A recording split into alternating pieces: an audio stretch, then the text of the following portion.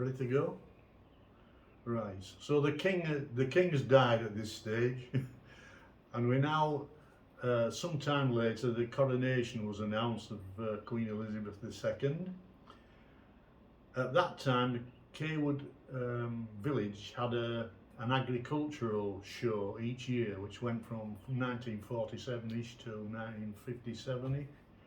It was held down Oxfield Lane, where there was a field on the right hand side, which is still as it was at that time there, and a field on the right hand side, which has now got bungalows edging the road, and the nursery and all that area was all part of quite a massive show. But for the coronation, the field that was used was the one on the left. That is exactly as it was then today. The committee that was organising the coronation was basically the people with the experience of organising big do's like that, and that was the Cawood Agricultural Show Committee. Some people who were interested didn't attend, and there were other people from the villages who were interested, and they came onto the committee and organised the function. The whole thing lasted 3 days. Day one was the erection of the marquees by a company called Peppers from Snaith, who still exists today, and there was 3 large marquees which were full of chairs and tables, and eventually TV in each one. Quite a large TV at the time, maybe it would be 12-inch, I would think. So what I can remember vaguely about that day is that people would come and bring their own food and sit and settle down, and as the TVs were commissioned and came on, they would see TVs, and some of them I think for the first time.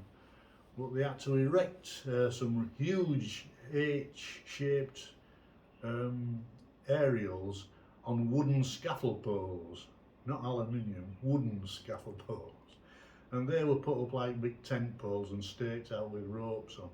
So being in the Scouts, we were all involved in that sort of thing. Day two was the coronation itself, where people from the village used to come down and sit in front of these televisions. Sometimes there would be quite a lot going on, there'd be a lot of people there, and other times they'd drift away at lunchtime because food became more important than the Queen, I should think. So that went on all day, and then at night there was the Scouts were asked to perform on the river bank, on the far side of Kelfield Bank. They were stood on the bank with what seems like Indian clubs, which were illuminated at one end. So in the dark and the dust, when the clubs were swung, all that you could actually see was the lights twirling around. There would be, I think there was either 11 or 12 of us at that time doing this. And we'd perform quite a lot at scamp jump jamborees and things like that anyway, so we were pretty proficient at it.